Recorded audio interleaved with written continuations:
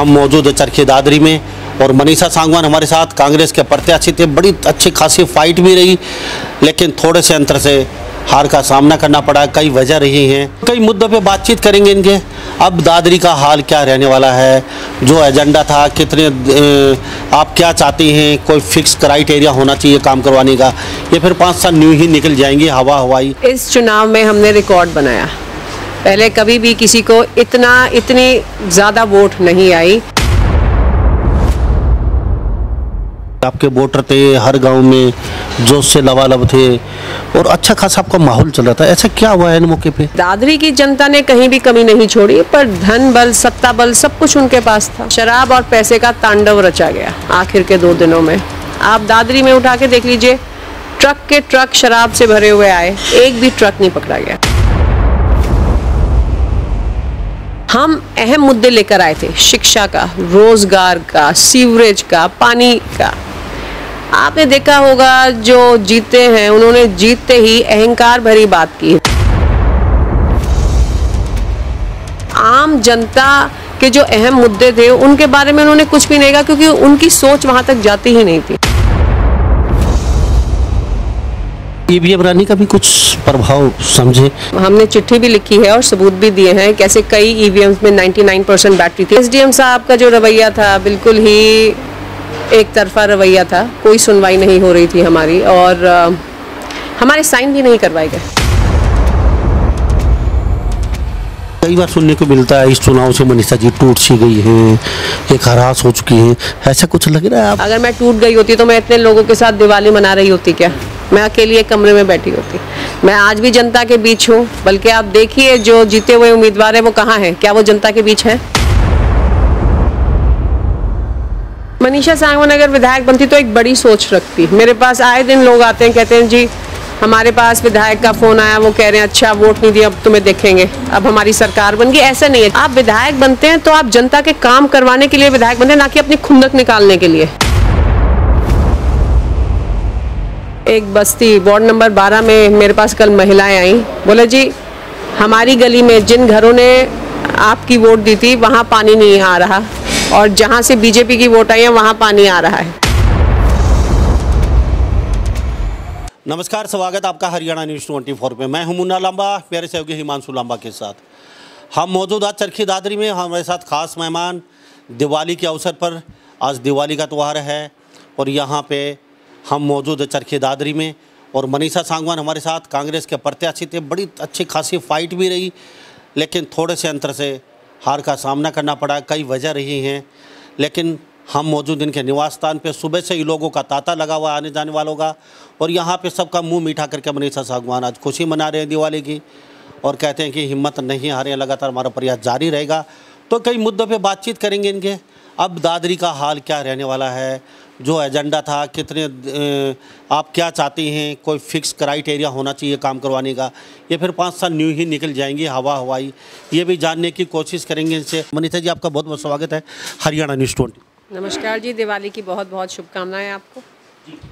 तो दादरी के लोगों को क्या कहेंगे, शुभकामनाएं लेगा? दिवाली का पर्व है, आप जीत तो नहीं पाए लेकिन जीत के बराबर खड़े हैं, बहुत कम अंतर से आए। नहीं, सभी दादरी वासियों को दिवाली की बहुत बहुत शुभकामनाएं, और मैं तहे दिल से इन लोगों का धन्यवाद करना चाहती हूँ। इस चुनाव में हमने रिकॉर्ड बनाया। पहले कभी भी किसी को इतनी ज़्यादा वोट नहीं आई। यहाँ पे ज़्यादातर 45,000 में, 44,000 में विधायक बन जाया करते। इस बार पहली बार ऐसा हुआ है कि 63,500 वोट लेकर भी हम थोड़े से मार्जिन से पीछे रह गए, पर लोगों ने बहुत प्यार दिया और मैं तहे दिल से उनका धन्यवाद करती हूँ। मनीषा जी, अब तक आपके साइन ना करवाए, ना आपसे कभी जहमत उठाई? भाई आप फाइट में थे, सेकंड कैंडिडेट आप हैं हारने वाले, तो सबसे पहले आपके साइन की ज़रूरत पड़ती है। भाई आप हार गए हैं, साइन कर दीजिए, या फिर जीतने वाले कैंडिडेट, तो अब तक आपके साइन? एसडीएम का, एसपी मैडम का रवैया बहुत ही नकारात्मक रहा, और आप देख सकते हैं चुनाव से जस्ट पहले डीसी मैडम जो थोड़ी स्ट्रिक्ट थी उनका तबादला कर दिया गया, पर एसपी का तबादला नहीं किया। अब चुनाव के बाद उनका तबादला किया गया है, तो जाहिर है वो काफ़ी कोऑपरेट किया होगा उन्होंने। क्या लगता है इतना अच्छा खासा चुनाव चल रहा था आपका, आपके जो भी सपोर्टर थे, आपके वोटर थे, हर गांव में जोश से लबालब थे और अच्छा खासा आपका माहौल चल रहा था, ऐसा क्या हुआ है इन मौके पे कि आपको थोड़े से मार्जिन से कहीं ना कहीं, या फिर कुछ मामला? देखिए, दादरी की जनता ने कहीं भी कमी नहीं छोड़ी, पर धन बल, सत्ता बल सब कुछ उनके पास था। दूसरी बात, प्रशासन का पूरा मतलब फुल कोऑपरेशन उनको मिल रहा था। इस चुनाव में बीजेपी की एक भी गाड़ी उन्होंने पकड़ी हो तो शराब और पैसे का तांडव रचा गया आखिर के 2 दिनों में। आप दादरी में उठा के देख लीजिए, ट्रक के ट्रक शराब से भरे हुए आए, एक भी ट्रक नहीं पकड़ा गया। ये पहला ऐसा चुनाव है, एक भी गाड़ी नहीं पकड़ी गई। लेकिन पोस्टर लगी आपकी गाड़ियाँ तो कहीं पकड़ी गई, आपकी 6 गाड़ियों से ज़्यादा, 4 गाड़ियों से ज़्यादा पोस्टर लगे मिले, वही यही। हाँ, उल्टा विपक्ष पे शिकंजा कसा गया। जो सत्ता पक्ष पार्टी थी उनको खुली छूट दे दी गई। तो इसलिए मैंने कहा धन बल, सत्ता बल सब कुछ उनके पास था। फिर भी मैं तो कहती हूँ कि दादरी की जनता का धन्यवाद, उन्होंने हमें 63,500 वोट दी और लोग बदलाव चाहते थे, तो इसलिए आज लोग थोड़े निराश भी हैं। ये जो दादरी की जनता ने भरपूर आपको समर्थन दिया है, फिर भी कहीं ना कहीं आपको लग रहा है कि धन बल सत्ता बल से हराया गया? जी बिल्कुल, ये चुनाव आप आम जनता से बात करें, जितना पानी की तरह पैसा बहाया गया, सबसे महंगा चुनाव शायद हरियाणा का ये चुनाव रहा होगा। और फिर भी लोगों ने बहुत समर्थन दिया। मैं एक बात और कहना चाहूँगी, लोगों की कमी नहीं है और हम अहम मुद्दे लेकर आए थे, शिक्षा का, रोज़गार का, सीवरेज का, पानी का। आपने देखा होगा जो जीते हैं उन्होंने जीतते ही अहंकार भरी बात की उन्होंने कि हम माइनिंग जोन नहीं बंद। अरे माइनिंग जोन कौन बंद करवा रहा था? अवैध माइनिंग की बात की गई थी, माइनिंग जोन की बात नहीं की गई थी। उन्होंने और ना उन्होंने शिक्षा के बारे में कुछ कहा, ना उन्होंने यहाँ की सीवरेज व्यवस्था के बारे में कुछ कहा, ना उन्होंने यहाँ पे पानी की भारी किल्लत है उसके बारे में बात की। तो वो आम जनता के जो अहम मुद्दे थे उनके बारे में उन्होंने कुछ भी नहीं कहा, क्योंकि उनकी सोच वहाँ तक जाती ही नहीं थी। केवल जो कंट्रोवर्शियल एक बात थी, जो उन्होंने तोड़ मरोड़ के उसको प्रेजेंट किया। मैं तो कहती हूँ ये चुनाव बीजेपी के आईटी सेल ने जीता है। जिस तरह से झूठे वीडियो डाले गए उनको एडिट करके, तो मैं तो कहती हूँ ये चुनाव कैंडिडेट ने नहीं बल्कि कल मैं बैठी हुई थी, सभी ने ये माना कि ये तो बीजेपी के आईटी सेल ने ये चुनाव जीता है। ईवीएम रानी का भी कुछ प्रभाव समझे, क्योंकि आपकी तरफ से तो सबूत भी पेश किए गए। राहुल गांधी ने कहा कि हमने सबूत के साथ कोर्ट में गए हैं, चुनाव आयोग में गए हैं, और यहाँ के जो लोकल नेता हैं वो तो बेचारे दहाड़ दहाड़ के कह रहे हैं कि हमारे साथ बिल्कुल ना इंसाफ़ी हुई है, सरेआम। तो आपके साथ भी कुछ ऐसा वही भी रानी का कुछ खेल रहा? बिल्कुल, हमने चिट्ठी भी लिखी है और सबूत भी दिए हैं। कैसे कई ईवीएम्स में 99% बैटरी थी। आप अपने फ़ोन को 2 मिनट के लिए इस्तेमाल कीजिए, आपकी बैटरी तभी कम होना शुरू हो जाती है। दूसरी बात, कई ईवीएम्स पर सील नहीं थी। पर एसडीएम साहब का जो रवैया था बिल्कुल ही एक तरफा रवैया था, कोई सुनवाई नहीं हो रही थी हमारी, और हमारे साइन भी नहीं करवाए गए। देखो ये कितनी अजीब बात है, कहीं भी उन्होंने मुझे साइन करने को नहीं कहा, वरना हमेशा कैंडिडेट से साइन करवाए जाते हैं।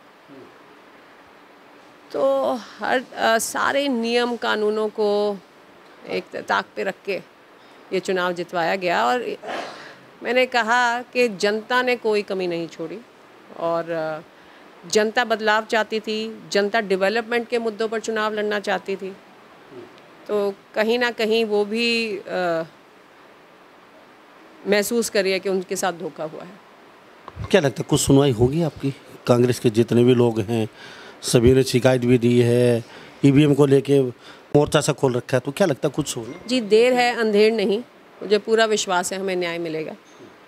देरी हो सकती है पर हमें न्याय ज़रूर मिलेगा, मुझे पूरा विश्वास है इस बात का। मनीषा जी, कई बार सुनने को मिलता है इस चुनाव से मनीषा जी टूट सी गई हैं, एक हरास हो चुकी हैं, ऐसा कुछ लग रहा है? आप थोड़ा सा एक मैंने कहा ना, इनका जो प्रचार तंत्र है वो बहुत मजबूत है, झूठे प्रचार में इनका कोई मुकाबला नहीं। अगर मैं टूट गई होती तो मैं इतने लोगों के साथ दिवाली मना रही होती क्या? मैं अकेली एक कमरे में बैठी होती। मैं आज भी जनता के बीच हूँ, बल्कि आप देखिए जो जीते हुए उम्मीदवार हैं वो कहाँ हैं, क्या वो जनता के बीच हैं? मैं तो आज भी लोगों के सुख दुख में शामिल हो रही हूँ, चाहे वो वाल्मीकि जयंती हो, चाहे वो किसी स्कूल में रामायण का प्रोग्राम हो, मैं तो हर जगह शामिल हो रही हूँ। मनीषा जी, शायद यही बातचीत हो रही थी, चाहे रामलीला हो, चाहे वाल्मीकि जयंती हो, हर जगह विपक्ष के नेता पहुँचे और जो विधायक बने हैं वो गायब रहे, सत्ता पक्ष वो गायब रहे। तो कल यही बात चल रही थी कि आज भी विपक्ष के नेता ज़्यादा लोगों से घुल मिल रहे हैं, तो मायूसी की तो कोई बात नहीं, हार जीत चलती रहती है। तो मनीषा सांगवान अगर जीत जाती तो 4 साल वो भी तो सत्ता सुख भोगती, और लास्ट के 1 साल में आके और वे घोषणाओं का भंडार लगा देते और कुछ काम कर देते। नहीं जी, मैंने तो हमेशा से ही कहा है, मेरे लिए राजनीति समाज सेवा का माध्यम है। वरना अगर ऐसी मेरी सोच होती तो मैं भी कह सकती थी अरे वाल्मीकि जयंती में अब 2026 में 27 में जाना शुरू करूँगी, मुझे क्या ज़रूरत है, अभी तो 5 साल पड़े हैं, मुझे क्या ज़रूरत है किसी स्कूल के फंक्शन में जाने की, चुनाव से 1 साल पहले सक्रिय हो जाएंगे। पर ऐसी हमारी कभी सोच रही ही नहीं। तो हम तो वो लोग हैं जो साल के 12 महीने जनता के बीच रहते हैं, उनके सुख दुख में हमेशा ही खड़े रहते हैं और आगे भी खड़े रहेंगे। मनीषा जी क्या होना चाहिए अब, आप अगर यहाँ सपोज करें विधायक होती तो किस तरीके से काम करती? क्योंकि अभी दादरी में नया जिला बनाया है, ऐसा कुछ डेवलपमेंट मुझे देख नहीं रहा है, ना रास्ते हैं, ना सड़क है, ना शिक्षा है, ना स्वास्थ्य है, ऐसा ही ढुलमुल सब खड़ा होने में काफ़ी समय लगता है।